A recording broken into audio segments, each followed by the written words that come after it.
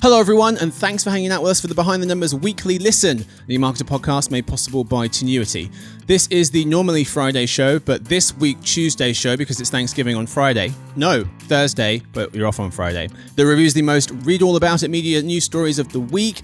I'm your host Marcus Johnson. In today's show, can ride sharing and delivery survive? For one thing, there seems to be almost like an inverse relationship between the ride sharing and the food delivery, at least from the point of view of the pandemic, where one rose when the other fell. Choosing to live with less. I think people are always going to be into purchasing goods and probably are always going to end up buying more than they need. Buying with purpose. So I just think we often conflate a one-time eco-friendly purchase with leading sort of an environment-friendly lifestyle. Can Disney Plus subscribers pass Netflix? Facebook or Meta's new glove? And what's missing in California?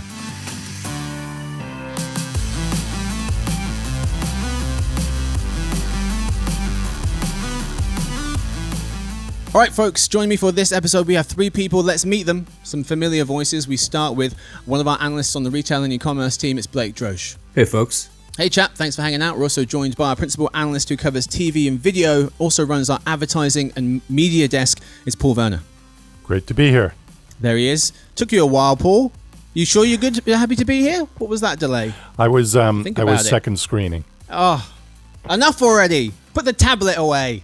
And finally, we're joined by Peter Varley, who is one of our senior forecasting analysts. Hey, Marcus. There he is. Hey, thanks for joining. So today, what do we have in store for you? It's the 4 segments as per usual. We start with our story of the week, can ride sharing and delivery survive? We then move to the game of the week where our contestants, Paul, Blake and Peter, go head to try and win the championship belt by giving us the best takeaways they can from each of the 4 stories we have for you. We then move to a surprise segment. Oh, what could it be? Don't get too excited. It's okay. Then we move to Dinner Party Data, which is the final segment of the show. As per usual, we talk about random things we just recently learned. We start with the story of the week. Can ride sharing and delivery survive? The mania over ride sharing and delivery companies has at times been absurd, notes a recent Economist article. It makes the point that flywheels are not defying the laws of capitalism. The 9 firms that have gone public so far, that it's talking about here in terms of delivery and ride sharing: Uber, Lyft, Chinese ride sharing app Didi, and 6 major delivery firms including DoorDash, Germany's Delivery Hero, and India's Zomato, collectively raised over $100 billion. This seemingly bottomless pit of investors' cash has gone to subsidizing rides and deliveries to juice demand. The 9 aforementioned flywheel firms are still growing nicely at over 100% on average in their latest reporting period year on year, and they're collectively worth nearly $500 billion. But profitability has largely eluded them. Sales for the group amounted to $75 billion over the past year for an operating loss of over $11 billion. So, gents, I'll start with this question. Are you in or out on these companies? Do you think that it's inevitable that they're just not going to work, or are you willing to give them a bit more time in terms of ride sharing and delivery? Can they get their act together to eventually make money? Yeah, I'm, certainly not an expert on the, business models and how companies like this are going to maintain profitability. But in terms of the demand for rideshare and delivery, absolutely. And I think that the demand's only going to increase as the pandemic eases and the world opens back up again. If you're not going out, if you're not traveling, you don't have a ton of need for rideshare services. Obviously, delivery during the pandemic in terms of grocery and restaurant, which has become sort of the bread and butter of the delivery aspect for companies like Uber and DoorDash, that behavior isn't going to go away with the pandemic. That's sticking around, we're seeing, and it's only expanding from grocery and restaurant into a lot more sort of what I think of as like second tier essential goods, which are things like office supplies, beauty and cosmetics, etc. So I think there's going to be a ton of demand for delivery, not just in food and grocery,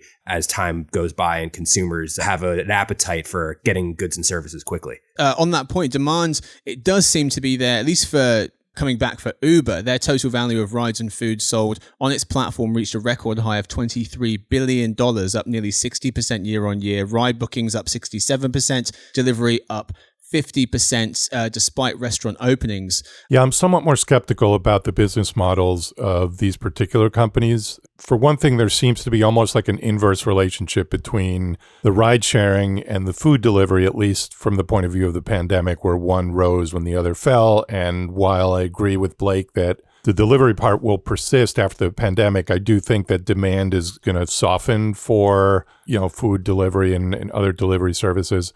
The other thing is that regardless of whether you believe that there's enough demand, these companies their costs are exorbitantly high. And one of the points that the Economist article brought up was that, when you look at just the ride sharing part, now it's no longer cheaper to take an Uber than it was to take a cab. And cabs, you can hail them with apps now. So you get a lot of the benefits that you get from that whole mobile interface with Uber and Lyft and other ride sharing companies. So I think it's going to be a tough go. And I really don't see these as flywheels. When I think of a flywheel, in the business sense, I think of Amazon, which really does have so many tentacles in different places that I think they've insulated their business. But I think these companies have a lot more exposure. Price is certainly an issue. I mean, in July 2021, rideshare prices in the US were 50% higher this past summer than they were pre-pandemic, according to Rakuten Intelligence. That's because vaccinated passengers are ready to ride and other folks, and lots of drivers, however, have not returned, notes NPR's Bobby Allen. Prices have inched down in the last few months as drivers returned, but Uber's prices are still 20% higher than they were last year, lower than this summer's prices, but still steep versus pre-pandemic prices. That was noted by Andrew J. Hawkins of The Verge. Peter, where do you fall on this issue? I definitely am skeptical of their business models as well. I agree with Blake that there is going to be a lot of demand for food delivery and ride-hailing services moving forward. But I think especially on the delivery side, there are two main things that these companies rely on that leads to a lot of exposure and vulnerability. I think the first one is people's willingness to pay higher fees on top of their order. And in 2020, these companies were competing for a much smaller budget without people spending on travel and things like that.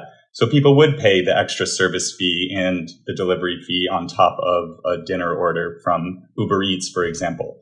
But as the economy opens up, inflation's growing, I think these business models will really be put to the test in terms of what people are willing to pay for.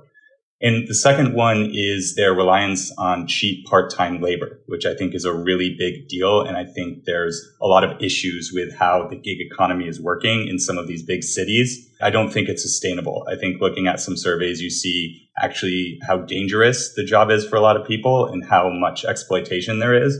And that's only going to become a bigger problem on top of the challenges towards profitability. Yeah, dangerous for drivers, but also for passengers. I mean, there have been so many reports of, really horrible things that happen on, Uber and Lyft rides, and, not to single any company out, but I think this is a real issue that they have to confront. So the whole health of the workforce and the downstream risks and dangers are definitely another pressure point added to what you brought up, Peter, about, the economy and the way, prices are going up and so forth. On Peter's points there, pricing and cheap part-time labor, in terms of pricing, the flywheel is predicated on network effects, which the article was noting have proved much weaker than expected because users are switching between apps to find the best prices and drivers are switching between apps to find the best pay. So that's not worked out how people had hoped. And then on the cheap part-time labor, regulators continuing to increase these companies' costs. So the article pointing out London made Uber pay drivers minimum wages and pensions. San Francisco capped fees DoorDash can charge restaurants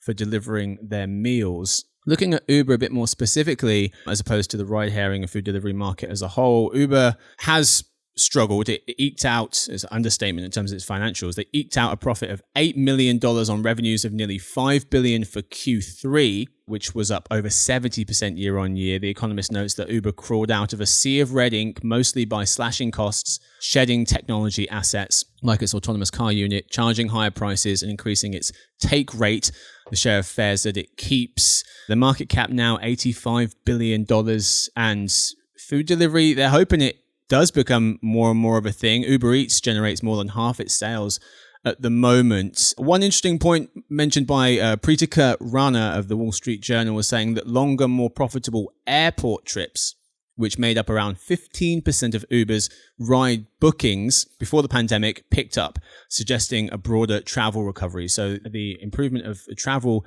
space will help Uber as a knock-on effect. Gents, I want to end this segment just by asking this one question. Which one of these ride-sharing or food delivery perks do you think has the best chance of moving the needle?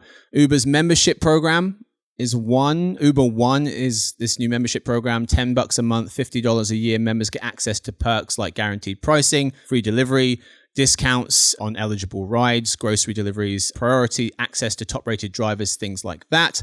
That's going to replace Eats Pass, which Uber used to have. Lyft has a Lyft Pink membership, a program where they offer better bike sharing perks. You get 15% off car rides and some discounts on bikes as well. So membership programs or Uber's new rebranded carpooling service. They shared ride service called Uber X Share.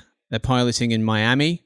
For a $5 discount on your trip, you'll only ride with one passenger, even if vaccinated. You'll wear a mask. You'll get Uber Cash if another person gets picked up to delay your trip. Lyft brought these shared rides back in July. Membership programs and carpooling. What do you think of these initiatives, and can they help that much? I'm going with the membership programs. Okay. Peter? For me, I think UberX Share is going to be the most successful of all of these. Back before the pandemic, pretty much everyone I knew took a pool as much as possible.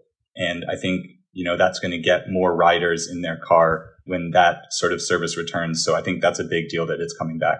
All right, Blake, tiebreaker. Memberships or carpooling? I gotta go with the memberships. I think especially as things like ordering groceries and convenience online becomes something that people do frequently, these surcharges really start to add up. And the way of keeping the cost down on the consumer and getting them to become loyal customers, as we've talked about, which is really hard for companies like Uber and Lyft, the way to get that is to get them to sign up for your subscription service and offering them discounts. And I think if these are services that people want and are going to use more frequently, then there is a chance of one of them sort of getting the glue for that flywheel through subscriptions. That's it for the story of the week. Time now for the game of the week. First, a quick word from our sponsor, Tenuity.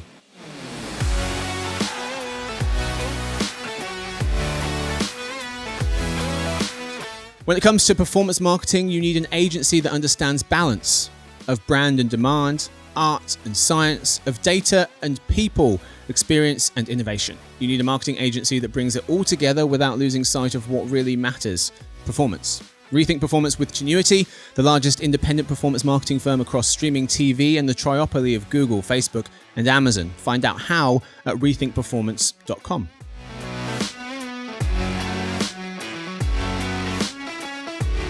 All right, folks, we are back. It's time now for the game of the week. The only game we play, What's the Point? Where we read out 4 stories and have our contestants, Paul, Blake, and Peter, tell us what they think is the main takeaway of the story. Okay answers get 1, good answers get 2, and answers so good they give you the same feeling as putting on clothes that just came out of the dryer. Answers that give you that feeling will get you 3 points. Each person gets 20 seconds to answer before they hear this. Whoever has the most points wins, gets the last word. We start with Paul. Choosing to live with less. The Ernst & Young Future Consumer Index found that folks are reprioritizing their purchase decisions, spending less on what they see as unnecessary goods for financial and environmental reasons. The study found a couple of things. Number 1, brands are less of a factor for 44% of folks worldwide. Millennials and Gen Z over-index. Number 2, 41% of people worldwide and 45% of Americans felt less pressure to keep up with the latest technology gadgets. Number 3, 47% of folks around the world feel more comfortable in their own skin without the need for beauty products. That number goes up to 51% in the US. And number 4, 48% of people said they had more clothes than they needed. 53% were more likely to repair things instead of replacing them. So Paul, choosing to live with less, what's the point? Well, the pandemic did force us to rethink a lot of things, and some of the silver linings have been saving on things like clothing and travel and dining out and commuting and transportation in general. So a lot of those things, when you don't spend as much on them, it feels like a relief, both in a monetary sense and also just like a load off your back. So I think it's totally natural that people, as they emerge from the pandemic, they kind of think, okay, I can do with less. And that's, from now on, not just during this period. Peter. Yeah, similar to what Paul said, people have reevaluated a lot of aspects of their life. And this study from EY looks at a wide range of those things. The top two things that people said have changed for the better since the pandemic are the way that they raise their children and the way they take care of their home. So to me, the big takeaway is that people will forever have higher expectations when it comes to demanding a flexible work-life balance. Blake. I think a lot of these questions were posed in a way that really beg for aspirational responses. And I think there is sort of an anti-consumerist movement now because of the pandemic and sort of a lot of things that Paul and Peter had touched on, but that hasn't necessarily been proven so in the way that people are spending right now. I mean, there's a lot of money being pumped into the economy right now. A lot of goods are still being purchased over services, which is a trend that we saw beginning in the pandemic and is still sort of continuing, even though people are going out and traveling a little bit more. But I think people are always going to be into purchasing goods and probably are always going to end up buying more than they need because that's just what consumers do in a capitalist society. EY Global Consumer Lead Christina Rogers says people are bringing new values and shopping behaviors into this shopping season and 2022. Companies will have to rethink consumer engagement. Move to our second round. Buying with purpose. Start with Peter. 82% of folks make purchase decisions with purpose in mind, but brands struggle to put purpose into practice, according to a recent Razorfish study. That's a problem, since 40% of folks actively research a brand's values and practices. 76% of young Gen Z people say that the brands they buy stand for a greater purpose. They are twice as likely as millennials to feel that brands, more than media companies and institutions, are more likely to make the world a better place. Peter, buying with purpose, what's the point? So sorry if this comes off a little preachy, but it's something that I've been thinking about a lot in terms of sustainable commerce. So I just think there's so much virtue signaling and hypocrisy when it comes to mission-based and sustainable shopping. Like, it's great to make a one-time purchase of upcycled clothing or a bag of sustainably sourced coffee, but if you're also taking Ubers everywhere instead of the subway and ordering food delivery in plastic containers every single night, then I don't think you have the right to say you're pro-environment in any way. So I just think we often conflate a one-time eco-friendly purchase with leading sort of an environment-friendly lifestyle. Blake. Yeah, I'm going to be the skeptic here also and say that, again, this is something that is aspirational, just given the cultural climate and the focus on sustainability. But, a lot of companies that either practice what they preach or are just not practicing sustainable business at all are thriving. And as are companies that have reputations for the way that they treat their workers, their damage on the environment, the way that they conduct any number of business practices that are sort of seen as unfavorable right now, are some of the best performing companies. So once again, there's not really a correlation between the sentiment and what we see on the other end. Paul. Yeah, right when I started reading about this Razorfish study, I was starting to think of terms like purpose fatigue or purpose creep. And then 3 or 4 paragraphs into the article, I see that, they're talking about like jumping on the purpose bandwagon and purpose washing. So yeah, I think it's become almost like a catchphrase. And I think that companies are definitely doing a lot of, signaling, but also I think to Blake's point, and to Peter's point, consumers I think are also responsible for basically saying in surveys that they care about certain things, but when push comes to shove, their behavior doesn't really line up with that. According to the study, 7 out of 10 folks agreed it was important for brands to give back to their local communities, apparently. Round 3. We'll start with Blake. Disney Plus subscribers to pass Netflix in 2027. Principal analyst at Digital TV Research, Simon Murray, notes that their previous forecast based on June 2021 results estimated that Disney Plus would overtake Netflix in 2025 in terms of worldwide subscribers, but based on September 2021 results a few months later, they now expect that this will happen in 2027.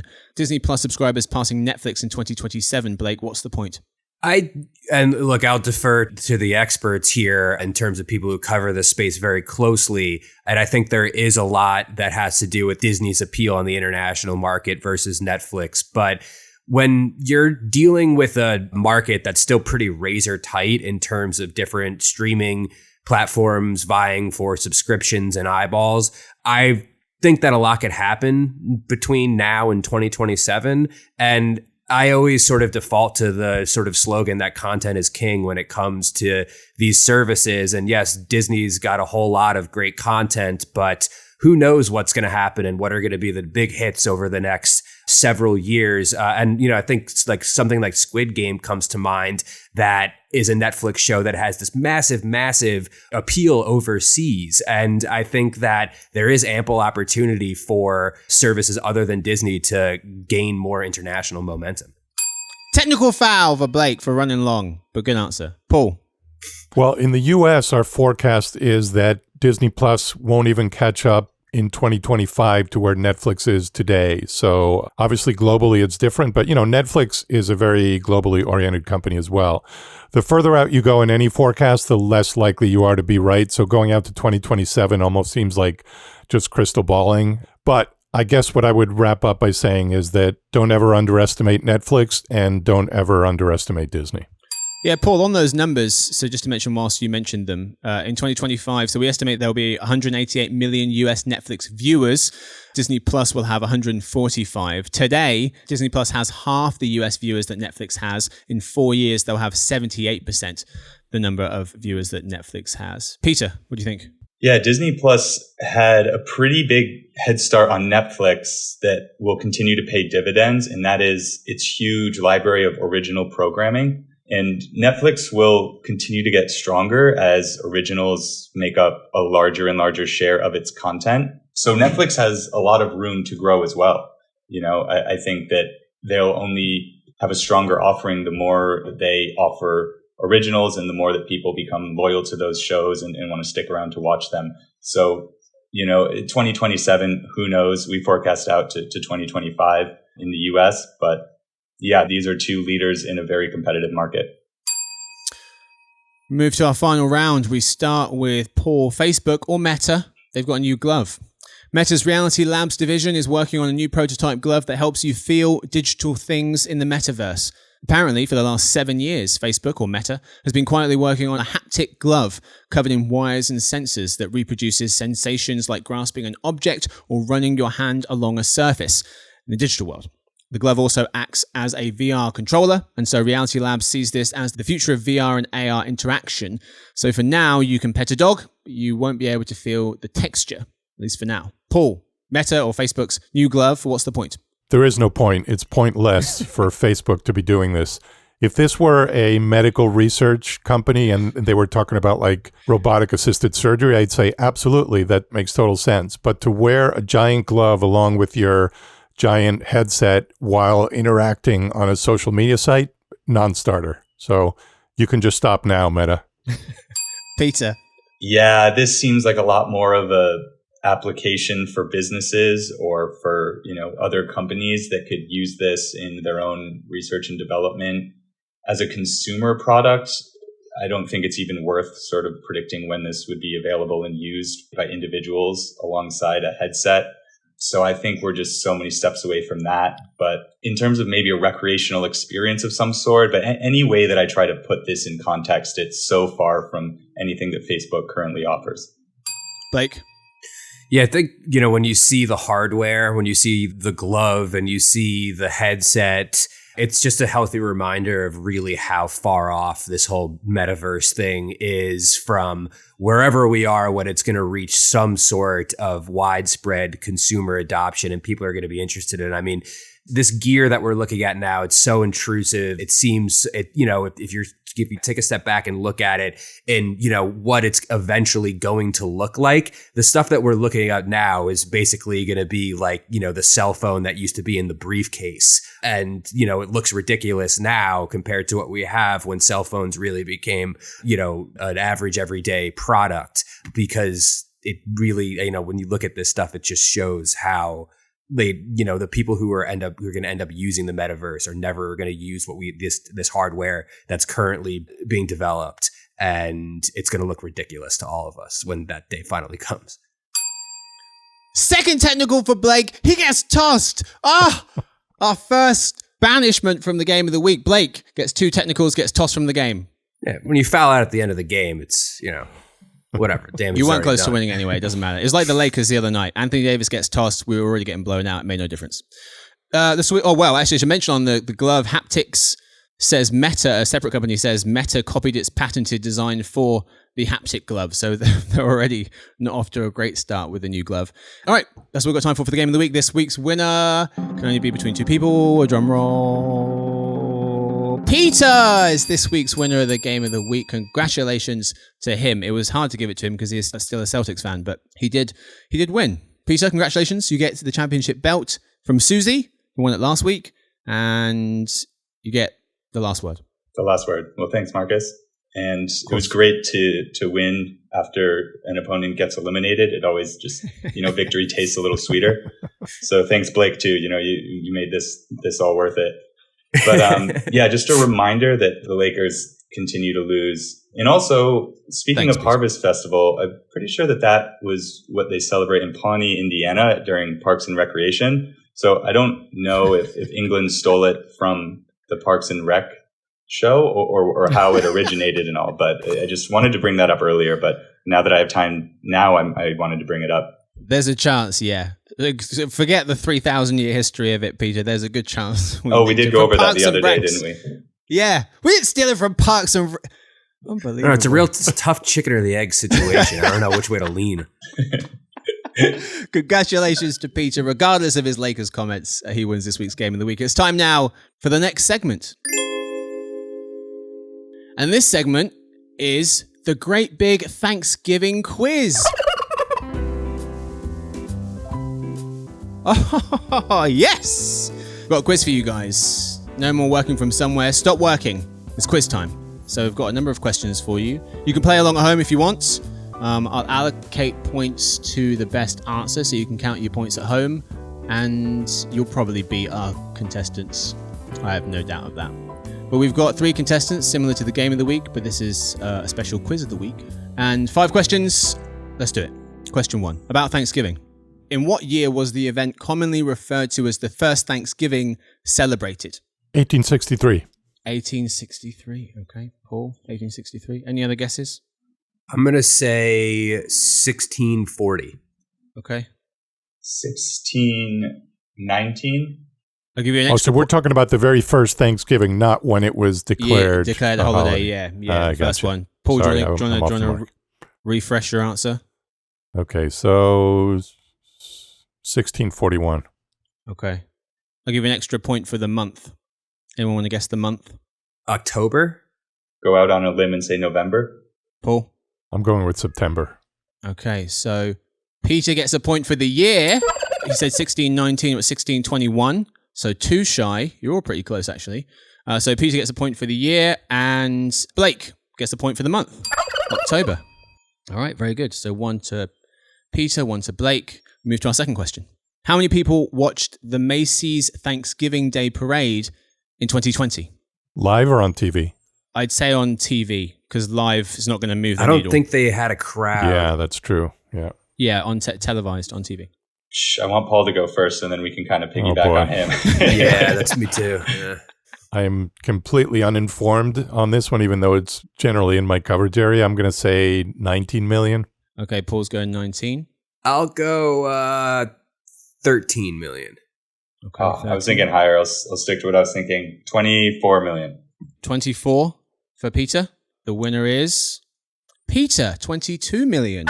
Very nice. And interestingly, the same number of people watched it in 2020 as did in 2008.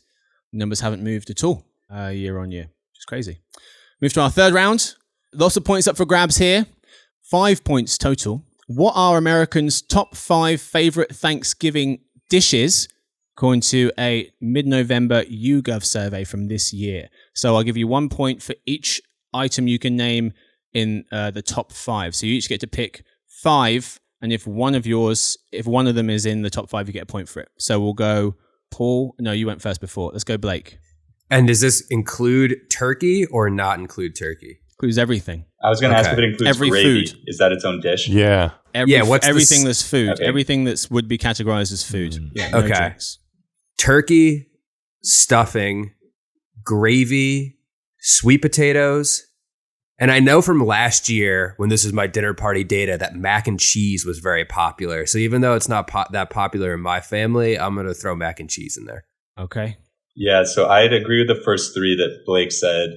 Stuffing, The first 3. turkey, gravy. And then I would say mashed potatoes, not sweet potatoes. Okay, he's going mash. And Very nice. And for number 5, I would say pumpkin pie. Oh, he's gone with a pie choice. Because I know from the last time we talked, that was the most We're getting popular desserts. pie. Yeah. Pumpkin pie. Okay. Paul, what you got for us? Yeah, actually, mine are the same as Peter's because I was going to say mashed potatoes instead of sweet potatoes, and turkey, gravy, stuffing. And in terms of pies, we established last week that pumpkin is the most popular among them. So just feeling like I need a dessert choice, that's going to be the one. Okay. Wait, hang on a second. Was everybody on the podcast last week except for me, and there was a similar contest / data being thrown out there that I'm not privy to? Maybe. It doesn't matter because pie's not in the top 5, so don't worry about it. That was a throwaway. All right, turkey, number 1. You each get a point for that. In second place was mash. Nice, Paul. Peter. A point for Paul and Peter. Third place was stuffing or dressing. So stuffing, everyone got that one. Bread rolls. Bread or rolls came in 4th. And then ham. Who's Ham taking came- the survey? It's like Ham rolls. came in 5th. Well, did they ask about pies? 5th. I think pies were on here. Let me check. Oh, no pies here. Maybe they didn't. Well, maybe people didn't include it. I don't know. Tofu made the list. That was at the very bottom. So they must have included. Well, no, they couldn't have included Not pies. necessarily. What about cranberry Americans sauce? are obsessed with pie. Yeah, no, it wasn't there. And then scalloped potatoes, sweet potatoes, gravy, green beans, and mac. So mac and gravy did make the top 10, but that's, let me do some calculations here. And by calculations, I mean very basic math. Blake has 3 points now. Peter has 5 points, and Paul has 3. So Paul and Blake tied second. Peter's out front with 5 points. All right, we move on to our 4th round. What share of American Thanksgiving travelers drove pre-pandemic? So of people who traveled in America, taking whatever, public transport, flying, driving, what share of them drove? I should probably go first. I feel like I keep piggybacking on other answers. I'd say it's pretty high. It's probably 75%. 75%. Okay. I'm going to kick that up to, I'm going to say 85%. I'm going lower, 63. Blake has it, 89%. An astonishing 89%. Yeah. Yeah. I'll see you all on the Garden State Parkway with the other 85% people stuck in traffic on Thanksgiving. Flying was the other, pretty much the rest of it, and public transport was like no people, just a few. All right, final question. 47% of Americans said they always sometimes traveled for Thanksgiving pre-pandemic. 47% of Americans said they always or sometimes traveled for Thanksgiving pre-pandemic. What share say that they will or might travel this year? So last year, 47% of people said they always or sometimes travel, but what do you think the share is this year of people who will or might travel? I think it's close, like 41%. Paul, 41. I'll go 44%. For Blake, what did you say? 44? 44. All right, Peter? I feel like it surprisingly could be higher if more people feel inclined to travel after a year off. But yeah, I'll say 46%. Paul is closest, 35%, a 12-point gap. So Paul gets the point there. And I guess, you know what? I've got a tie-break question. It's not a tie, but for the sake of it, let's say 2 points for the final round. So it's all to play for. All to play for. It's like Final Jeopardy. Similar. In what year were the first NFL games played on Thanksgiving? In what year were the first NFL games played on Thanksgiving? This is a heck of a quiz. Very proud of it. 1987. Peter goes 87. 1971. Paul goes 71. Yeah, I'm going to go, I think Paul's kind of right on the mark there. So I'll go like 73 just to make it interesting. Okay. You're all way off by about 50 years. Paul's closest is 1971. So he wins. It was 1920. No way. NFL didn't exist in 1920. I was thinking, didn't the NFL? Yeah. Right? Yeah, that's why I went long. Yeah. Oh, Yeah, do I mean, well, I guess I mean professional. This he's like, oh, this quiz is so great. I love, he's patting himself on the back, and then he completely Fell down at the end. distorts the final question. Yeah, it fell down at the end. Okay, I can throw one more out for you. I've got a backup. Okay, so the tradition of football on Thanksgiving began when? Any type of game, college or professional? 1910. It must have happened before that. 1893. Going 1903. 1903, okay. Peter's closest, 1876, a game between Yale and Princeton. Congratulations, Peter. You're the winner of the Great Big Thanksgiving Quiz. Congratulations, very nice. Wow. That went Swept well. the game of the week and the quiz. Till right at the end. Oh, you did. You won both. Did you get 2 belts? Or a no, belt you get and a nothing. crown? You get absolutely nothing for this. You do get a bonus. Everyone gets a bonus tip though. Don't pour grease. I don't cook at all, so this isn't because I've made food before and I know this from experience. But don't pour grease down the drain or overclog the garbage disposal, because apparently Black Friday is the busiest day of the year for plumbers whose calls increased by 50% according to plumbing supplier Roto-Rooter, and they say it's because people put a ton of stuff in the sink. So don't do that. That's what you will win. You will win a free bit of advice. You're welcome. Does anyone else put the grease in a half can? Like you cut a can in half and put the grease in like a half Coca-Cola can or seltzer can? That's where I was always told to put extra grease. Very nice. That's what I do. That's a better tip than what I just said. Anyway, that's what we've got time for the quiz. It's time now for dinner party data.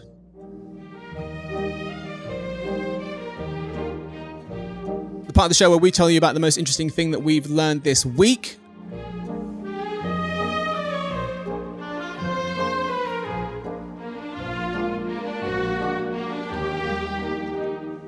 We start with Peter because he won everything that we had on offer today. Peter, what you got for us? Yeah, well, I probably have the least interesting dinner party data, so it all evens out. Oh, so great. An interesting report came out a couple days ago by Edison Research. They announced the top 50 U.S. podcasts by audience size for Q3 2021. Behind the numbers didn't quite make it. We didn't make it. Oh. It wasn't based on How reviews close? Like stars. 51. Because then we would have. I'm sure we would have positioned highly. No, this was a survey that came from surveying weekly podcast consumers 18 and older in the U.S. And I guess it was fairly similar to what we've been seeing over the last year or so in terms of top podcasts, but wonder if you guys wanted to guess the top 3. The Daily is number 2. New York Times. Oh, Joe Rogan.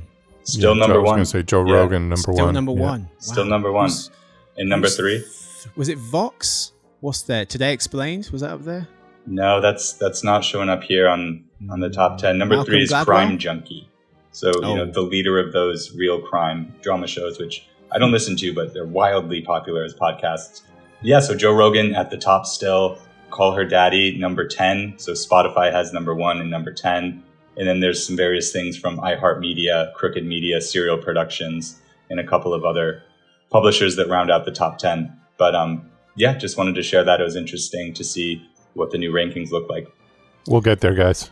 Your dinner party data was Behind the Numbers is not one of the most popular shows, not even in the top 50. I didn't talk about the top 50. It could be somewhere in there. Unbelievable.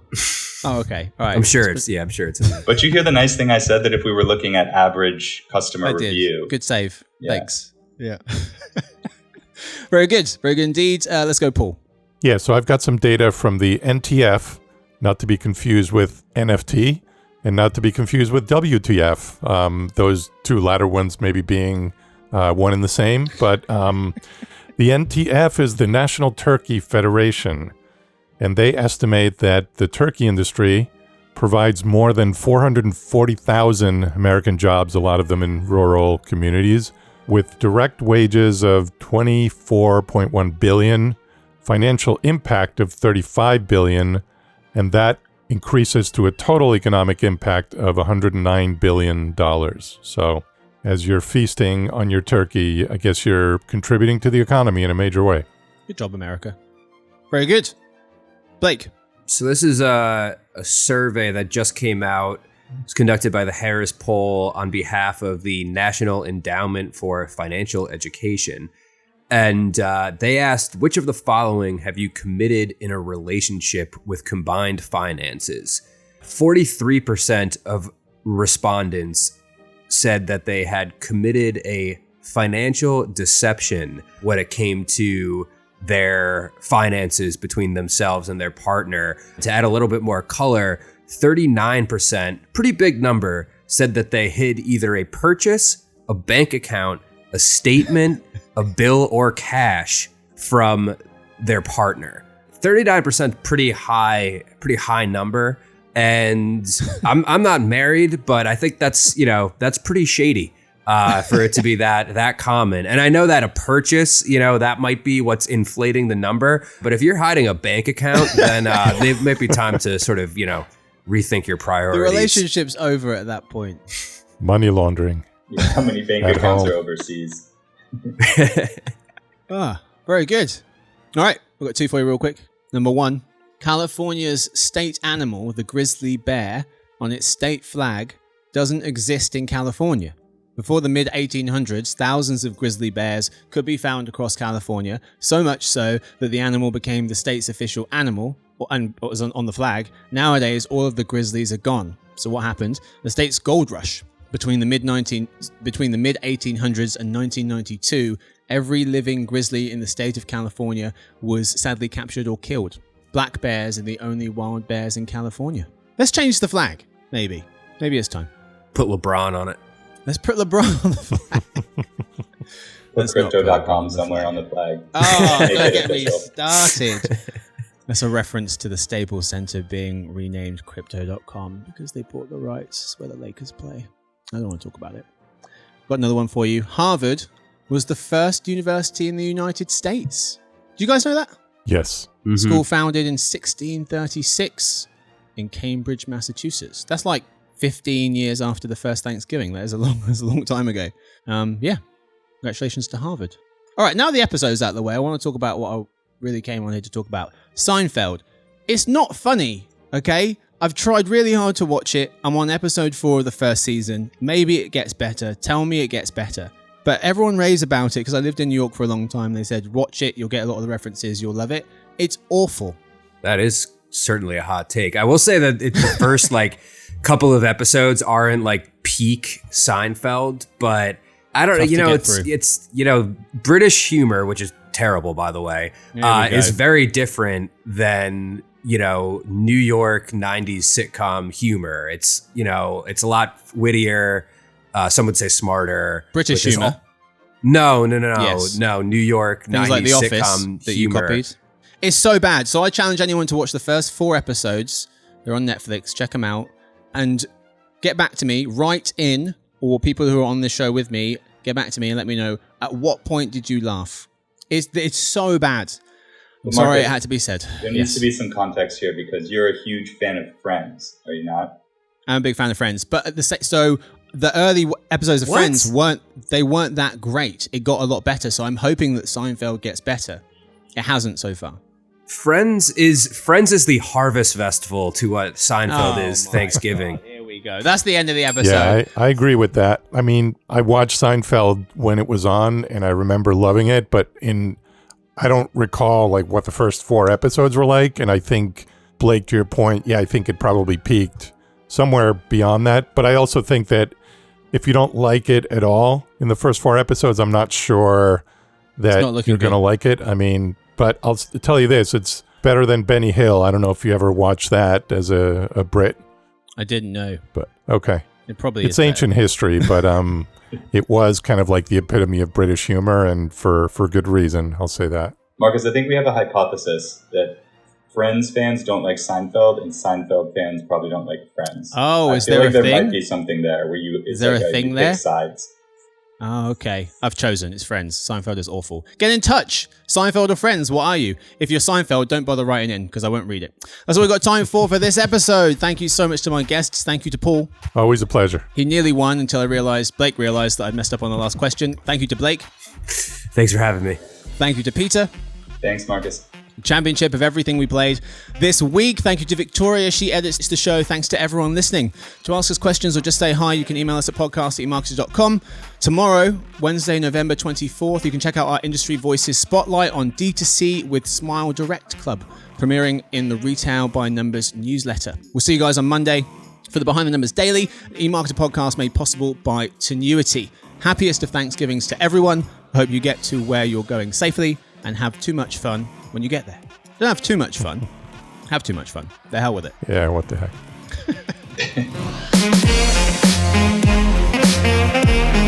Don't email in and be like, Marcus doesn't know when Thanksgiving. I know it's on Thursday, but we're off on Friday, okay? Don't send those emails in. What is it, the Harvest Feast? Is that what it's called over there? In your It's the part Harvest of the world? Festival. Okay, Harvest Festival. Is it because there's no Harvest reason to Feast. be thankful for English cuisine? That's not the reason. That you don't celebrate Thanksgiving to be thankful for American food. Okay, Blake, don't start with me. We've not even started. No, it's to be thankful for that you had a good harvest. It's not the quality of the meat. I haven't got time.